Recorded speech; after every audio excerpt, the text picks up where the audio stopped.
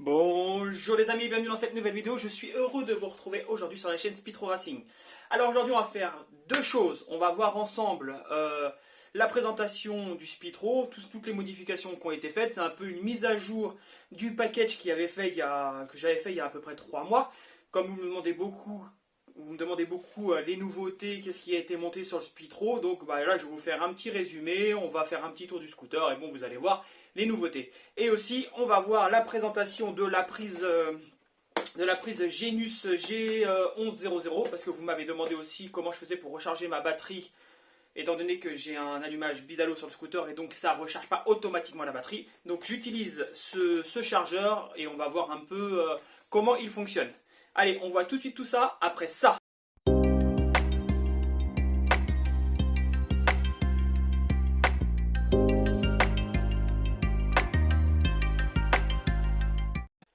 Alors on va commencer avec le chargeur que j'utilise pour recharger donc la batterie lithium, parce qu'on est sur une batterie lithium sur le scooter. Donc pourquoi une batterie lithium? Parce que c'est une batterie qui déjà se recharge plus vite, c'est une batterie qui a tendance à se décharger moins vite, donc j'ai une plus grande capacité et c'est important vu que le Bidalo ne recharge pas cette fameuse batterie. Donc il faut une meilleure batterie. D'ailleurs j'ai même pensé à en rajouter une seconde pour pouvoir avoir encore plus d'autonomie. Mais en vérité, j'en ai pas besoin, donc je ne vais pas le faire. Donc le chargeur, lorsque vous l'achetez, il se compose déjà de son grand chargeur. Donc la prise déportée que vous avez vue sur le Speedro, beaucoup de personnes me la demandent, elle n'est pas livrée avec, d'accord? C'est quelque chose que vous achetez à part, que vous allez relier directement à votre batterie sur le plus et le moins. Ensuite, vous mettrez votre prise déportée où vous le souhaitez sur le scooter. Et donc ainsi, vous pouvez recharger votre batterie sans avoir à démonter l'intégralité des carénages pour pouvoir avoir accès à votre batterie. Donc c'est très pratique. On va aller la voir tout à l'heure sur le Speedro. Donc déjà, le chargeur, donc voilà. Donc c'est le chargeur Genus G1100. Donc c'est un chargeur avec lequel vous pouvez recharger tout type de batterie. Donc moi, pourquoi j'ai pris celui-ci? Tout simplement parce que on recharge de la lithium dessus. Et comme je vous l'ai dit, c'est une batterie lithium. Donc voilà, vous pouvez recharger du 12 volts classique, du 6 volts classique et enfin du 12 volts lithium. Donc c'est un chargeur de tout ce qu'il y a le plus banal. Vous le branchez, vous choisissez le mode, donc soit en normal 12 volts, soit en 6 volts, soit en 12 volts lithium avec le mode ici. Et ensuite vous voyez l'état d'avancement de chargement l'état d'avancement de la charge de votre batterie. Donc voilà, donc vous le branchez à la prise et ici ensuite à la prise raccord rapide sur le scooter. Si vous n'avez pas la prise raccord rapide, pas de souci, vous pouvez toujours utiliser ce chargeur grâce aux pinces. Donc vous le branchez ici, hop, et ensuite les pinces sur votre batterie plus moins. Donc voilà, on va passer à la présentation du Speedro. On va voir tout ce qui a été modifié. On va aussi voir cette fameuse prise déportée pour brancher le fameux chargeur. Et on y va tout de suite.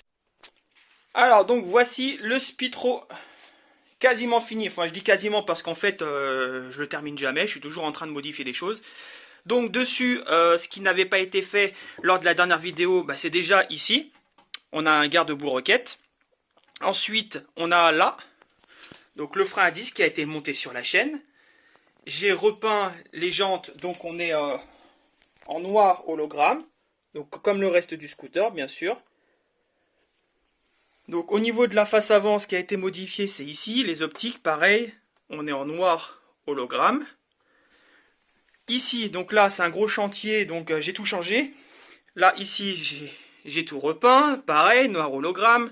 Ici avant c'était rouge, maintenant je l'ai passé en gris. Les poignées, pareil, elles ont été changées, c'était rouge. Pareil pour les rétros. Donc j'ai un autre projet ici pour le guidon. Donc je ne vais pas vous en parler tout de suite, mais vous allez voir que j'ai un autre projet. C'est un prototype que je vais fabriquer. Donc on va voir ensemble. Ici, tirage rapide tout neuf aussi. Donc il a été changé. Tout a été changé. Tout est neuf dessus. Ensuite, la selle qui a été faite chez un sellier. Donc vous avez vu aussi la présentation du déballage sur la chaîne. Donc elle est superbe, j'adore. Ensuite, on a ici les marchepieds qui ont été faits sur la chaîne. En fait, j'ai tout fait avec vous. Je fais de plus en plus de choses avec vous. Je fais tout avec vous en fait maintenant. Voilà, ici le bouton NOS qui n'était pas présent lors de la première présentation. Donc la bouteille de noces, pareil. Alors ensuite, au niveau du moteur, donc ça aussi c'est nouveau. Ça a été monté pareil sur la chaîne. Hologramme, toujours pareil. Ensuite, donc au niveau de la variation, donc on a un MHR Overrange, on le voit ici. Donc c'est complet Overrange. On a un embrayage Poligny Evolution, ça je crois que c'est toujours pareil. Et on a la cloche Poligny ici, qui a été customisée. Au niveau de la transmission ici, on la voit bien. Donc j'ai un carter Poligny avec cage à aiguille. Donc ça permet d'avoir une transmission plus fluide et plus rapide. Et dedans j'ai une primaire de 13,44 et une secondaire de 14,43. Sur l'échappement, on est toujours sur le Poligny Evo. Ici, en carburation, on est sur un Poligny de 28. Donc ça n'a pas changé. Il n'y a que le gicleur qui a été augmenté. Parce que je manquais un peu d'essence. Le moteur, donc maintenant on est sur un Too Fast 86cc sur une course 44. Et le vilebrequin, il est en bielle 90 sur un axe de 13. Si je ne dis pas de bêtises. Et l'allumage, on est sur un Bidalo Factory comme vous le savez. Ici, on a une petite bande à LED pour les démos. Voilà. Je ne sais pas si vous avez vu le sabot pareil ici, donc vous voyez c'est pour les meetings, les démos. On ne voit pas très bien à la caméra, mais ça éclaire plutôt bien. Ensuite, au niveau compteur, donc là j'ai le compteur classique, mais lui il ne fonctionne plus. Enfin, je m'en sers de jauge d'essence et puis bon, juste de jauge d'essence. Et ensuite on a celui-ci donc qui est en GPS, pareil présentation sur la chaîne, qui me permet d'avoir la vitesse du scooter. Voilà, je crois avoir fait le tour. Ça, on l'avait déjà vu ensemble. C'est le compte tour. Ça me permet de programmer des tours minutes limites. Voilà, par exemple, à 12 000 tours, il va se mettre à biper pour me dire c'est bon, calme-toi, va pas te manger de piston dans la tronche.